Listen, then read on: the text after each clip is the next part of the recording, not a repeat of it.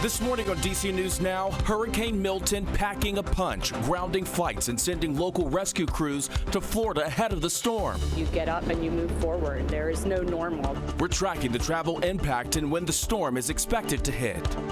Fall filled today with highs touching 70, but cooler temperatures are coming soon. Plus, staffing problems at Montgomery County's 911 call center. What leaders are doing to keep you safe. And 10 years of same-sex marriage in Virginia. I went to work after that, and then you're like, let's go get married right now. Hear from the local couple who tied the knot one day after the historic ruling. Stretching your dollar in case someone gets sick? Savings on over-the-counter medicine as flu season starts. You're watching the station covering all of the DMV. This is DC News Now. Well, good morning. We are starting your morning with a live look over Tampa, Florida. Hurricane Milton moving towards the coast now. The storm expected to make landfall in that area late tonight. More than 3 million people who live in the Tampa area have been ordered to evacuate. But thank you for starting your morning with us here on DC News Now. I'm Tanaya Wright. Good morning, Jim. Corey James. We'll get the latest on the roads from Shanika in just a moment. Let's start off with Jackie for the forecast this morning. I mean, out there this morning, back here locally, we're talking those calm conditions and temperatures are starting off a little bit on the cooler side. We're seeing those low to mid 40s back over towards some of our westernmost areas. We're talking over towards Culpeper and Luray, both areas starting off right at 43 degrees. We're currently 44 in Manassas, but inside the district, we are into those lower 50s, and we're seeing those 50s over towards Annapolis and Lexington Park. Hagerstown, you're waking up at 48 degrees right now. Throughout the rest of the day today, mainly sun-filled skies. Another beautiful day on tap with high temperatures varying to the upper 60s to low 70s. So calm here, not so calm over the Gulf. This is Milton right now. You can see that well-defined eye at this point, still holding as a Category 5 hurricane at this point. Now it will continue to move its way north and east over the course of the day today, likely making landfall later on overnight tonight, and then will traverse the Florida Peninsula, but still holding as a hurricane over the course of that path. But I'll have more details on this and also a look at our 7-day forecast locally coming up. But Shanika's back with the latest on those roadways. How's it looking at this early hour? All right, we have this one big problem on this early Wednesday morning. Checking out 70 heading eastbound through South Mountain. This is out of Washington County. There's a crash right between Maryland 66 and 17. So it doesn't look good for commuters. Last I checked, they did close 70 right on this one stretch just to get the tow truck on scene here to remove whatever is mangled here. But for the rest of your commute along 70, you should be okay past Maryland 17. Shanika, thank you. As Hurricane Milton barrels toward western Florida, the inclement weather is already impacting flights across the country. Millions have been ordered to evacuate, causing backed up roads with a few airports even shutting down. Our Liberty Simmons live at Reagan National Airport this morning with how this is impacting flights in and out of our area. Liberty, what are you seeing?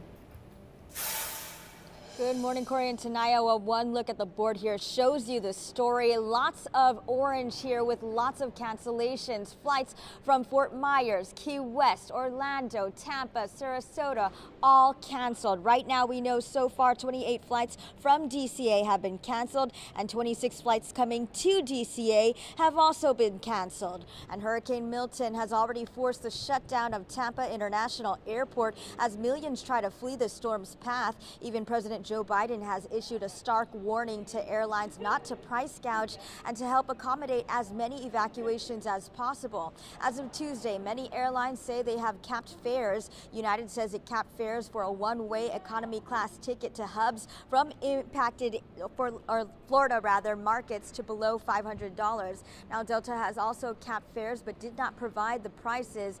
And American said it added 2,000 seats leaving from Orlando on Tuesday night after already adding 2,000 seats in Tampa and Sarasota on Monday.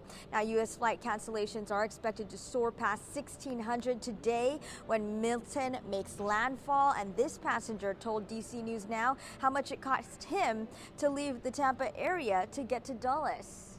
35,000 miles plus $569. Wow. Yeah, that's for a round trip. Yeah, that's considerably higher than it was even a day or two before.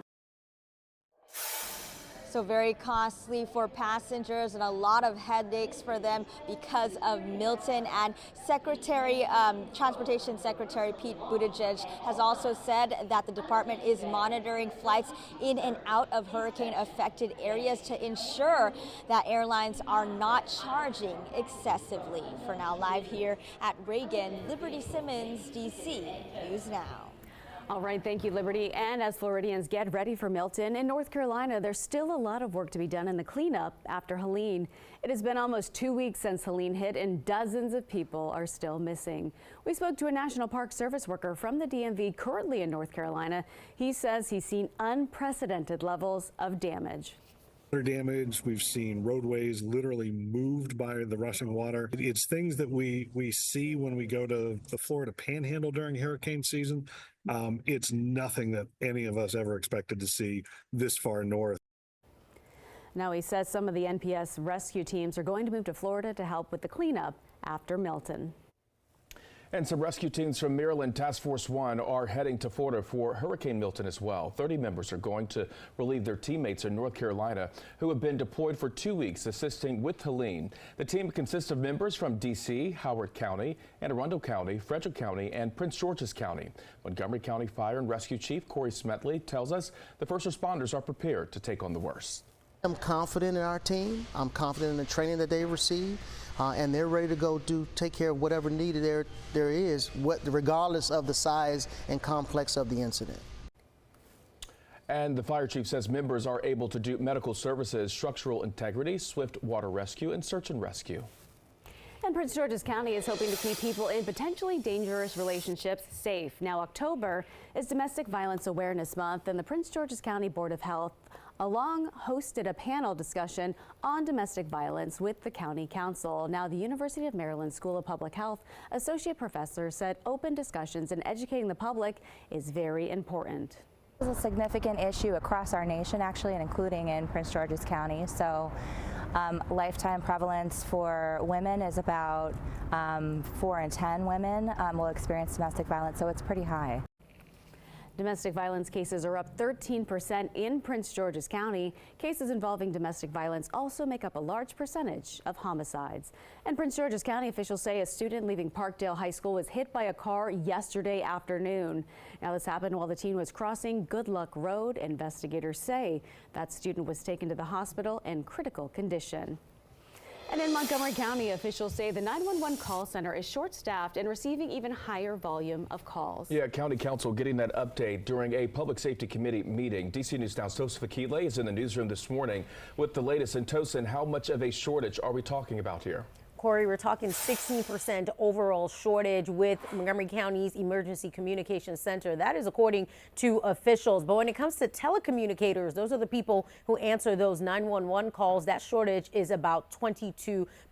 County officials receiving an update on how quickly calls are answered as well, which is still within standards, but that number inching higher. Average answer call time went from 4 seconds in 2021 to 10 seconds in 2023. And officials say the number of calls coming into the center has gone up. There were 855,000 calls last year. And officials say besides tackling staffing shortages, they want to reduce the number of calls coming into the ECC. They say at least 60% of the calls coming into 911 shouldn't be coming to 911, but instead to the non-emergency numbers. And officials are asking county councils if there's some opportunity for a campaign to educate people on what numbers to call during different situations, non-emergency and emergency situations. Now, officials say people in Montgomery County, they can call 311 or 301-279-8000 in non-emergency cases. Coming up in the next hour, we'll talk to you about the shortages and what kind of impact it's having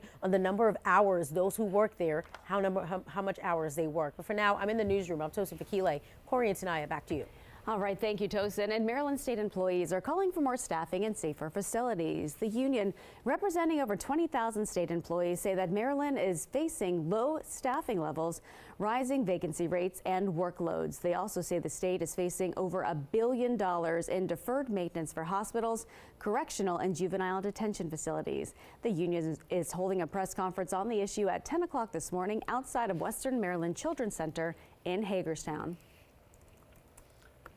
All right, DC News Now is your local election headquarters. Virginia Governor Glenn Youngkin named in a federal lawsuit accusing him of illegally removing people from voter rolls. In the lawsuit, immigrant rights groups claim Youngkin's executive order requiring daily updates to voter lists to remove ineligible voters violates a federal law mandating a 90-day quiet period ahead of elections. It also alleges Virginia uses DMV data to determine voter citizenship.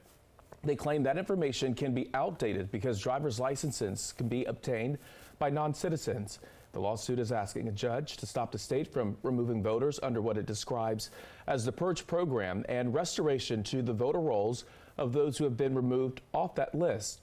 A hearing on the request has not been scheduled. And evacuations are still underway in Florida as Milton barrels towards the west coast of the state. Yeah, Hurricane Milton is expected to make landfall later today as a Category 4 storm. Sam Chimenti joining us live this morning from our sister station in Tampa. And Sam, there's been some rain there. It looks kind of dry, at least at this hour.